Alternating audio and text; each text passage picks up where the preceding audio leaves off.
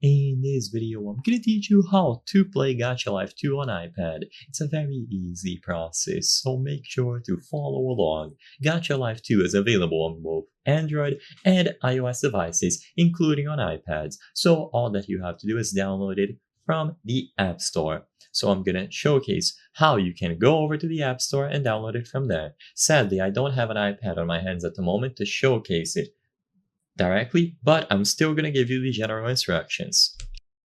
Now, as you can see, this is how it looks on the App Store. As I've mentioned before, sadly, I don't have access to an iPad at the moment to showcase it on the iPad itself, but as long as you open the App Store and you look for Gacha Life 2 under this icon by Lunime Inc., you will be able to find it. So the app is designed for iPad and you will be able to play it without any issues. So download it for free. It should be around 100 megabytes, and once it is fully downloaded, open it up. Then once you finally open the app, you will be given an overview on what you can do here.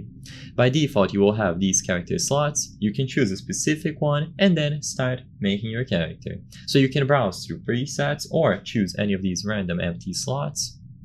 And once you have a character selected, like I said before, access the presets and browse through them here. If you don't want to use presets and you want to make your own from scratch, then switch between all of the categories. So you will have the body category, you can change the hair, face, head, upper body, lower body, and so on.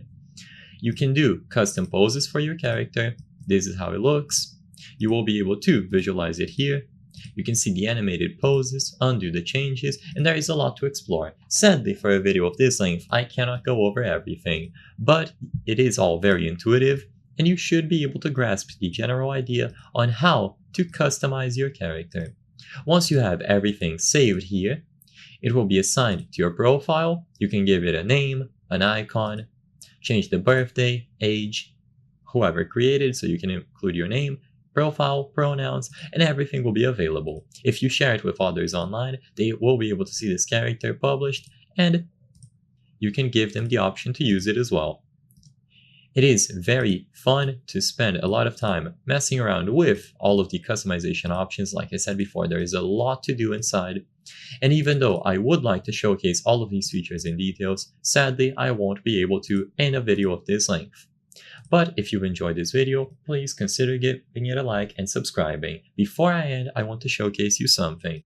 As you can see, according to the channel metrics, 83% of you are not subscribed. So if this video helped you and you consider subscribing, it would mean a lot to us from the channel. This will help us make higher quality videos in the future, so I highly count on your subscription. Thank you for watching, and I'll see you on the next one.